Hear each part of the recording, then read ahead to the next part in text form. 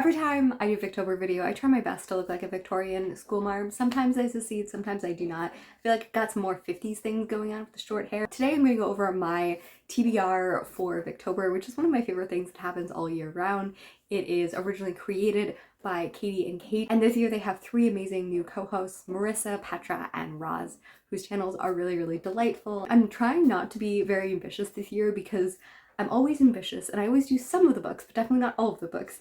And I had like the three that I was going to read, and then I somehow ended up with like a list of so many books. So I have all of the prompts. Let's see. The two that I'm definitely going to do are both over 30 hours on audiobooks, so we'll see how far we actually get. But I am going to tackle Middlemarch this year.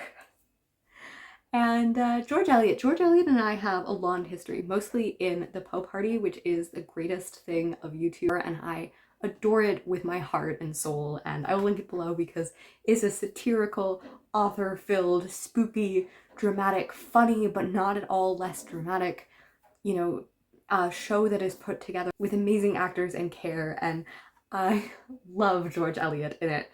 And that is why I've wanted to read George Eliot for the last 5 years. Before George Eliot was known as George Eliot, she was Mary Ann Evans, and she had a scandalous life.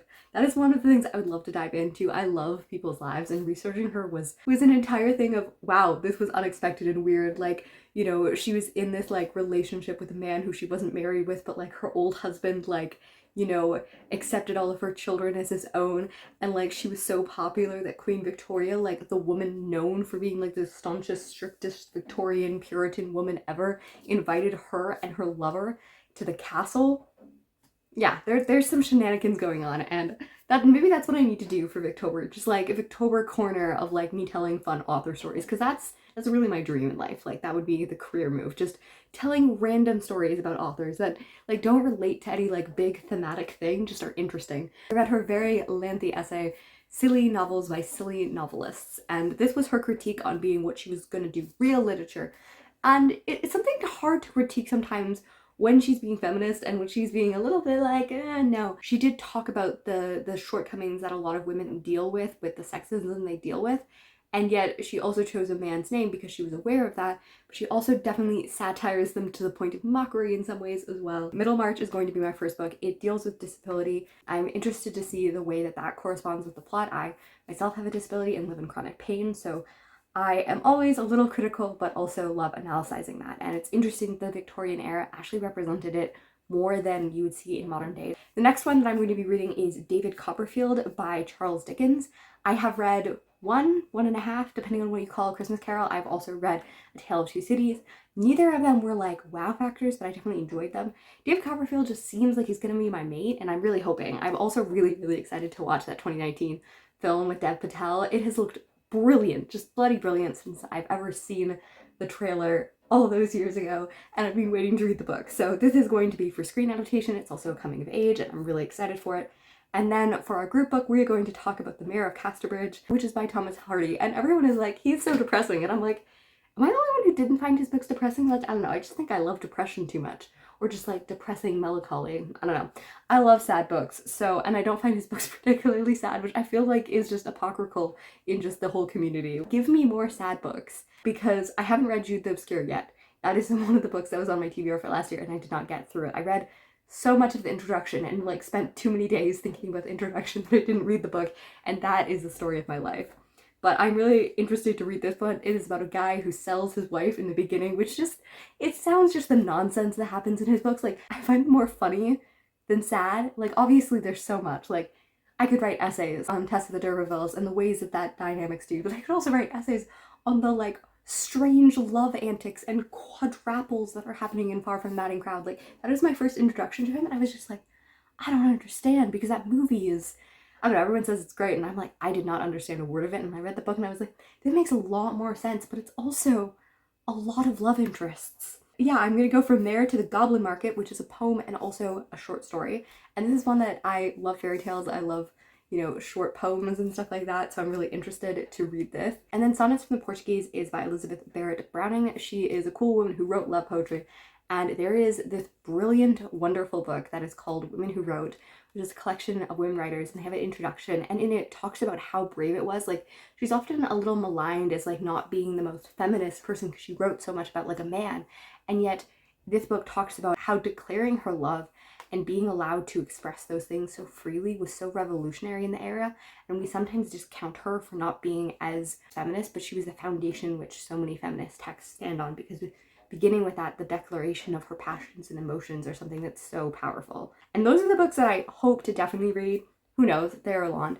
And then I have some more interesting things in case I get really creative. I'm definitely going to be reading other books that are not Victorian throughout here, and I've never read a TBR that I do not want to mess with, so, you know, take this with a grain of salt. I do hope to have some other options, and these are books that I actually own, so look at this. One that I really want to, but I'm worried I won't have enough time for, is North and South by Elizabeth Gaskell. I read Cranford again for the second time last year, and it is just so delightful, and I've heard this compared to the love story of Darcy and Lizzie, where it's two people coming from different backgrounds and their banter is amazing and all these things. I really want to take my time, so even if I start this, I will not be surprised if I won't read it. I am dyslexic and a very slow reader. To just have some poem options, we have Aesthetics of the Decadents of the 1890s. I love late Victorian era because, like, 1890s to 1925 is probably my favorite time of literature and history in the world. So reading from this era makes me really happy. This is the aesthetic movement, which is what Oscar Wilde loved, and I'm just not really into the, like, beauty over form or meaning kind of thing. If we're gonna go for most hated books of the Victorian era, then Dorian Gray is probably on there. And talking about him, I have this very large collection that I just got, and I also have a smaller version with all his plays in it, and I will definitely be reading some of this. It has some poems in it, and I actually really like his plays, even though I didn't like his one novel, so I will definitely read some poems. I think they have Reading Jail in it as well, so I'd really love to read that. That is a book I've wanted to read for a long time, which is what he wrote when he was imprisoned after his gross indecency charges, and then he died shortly after, and some essays. I think it will just be really delightful. I was watching Roz's TBR. I was reminded that Anthony Trollope is, like, the key to Victorian love, and other than, like, Dickens and I think the Brontes, which, you know, I'm not even gonna put Wuthering Heights on here because I don't want to, but hopefully that might be done during the year. I've been participating in Victober for 4 years now, and every year I would put Anthony Trollope on it, and every year I would fail so disastrously. And yet somehow, in January, I read 2. So I recently got Dr. Thorne, which is the 3rd book in the Barchester, and I really liked them. I really adored them, and I just, like, happened to come upon this. So I was like, this is the perfect time. Will I have time to read it? Probably not, but if I want to swap out of the other books, or I'm just, like, you know, get a runaway or really just mood reading really fast, I would totally pick this up because he's just an interesting guy and I like his books. So that is my TBR for Victober. I hope that you join us. I hope that you read. Let me know which books you're planning on reading if you want to buddy read all of these books, because I love buddy reading, especially classic books. They're so fun. I probably read at, like, bad pacing times, but just discussing books is fun. And if you are doing a TBR or you're doing anything, totally let me know in the comments so I can come watch your videos. And yeah, happy reading and writing, and I will see you in a Victorian era with a cigar and weird amounts of cocaine, because that happened last time when I was reading Sherlock's and I was like, why is he just doing cocaine? Maybe I should do a better outro than that. I will see you next time in a black dress and mourning for my husband who's been dead for 48 years. These are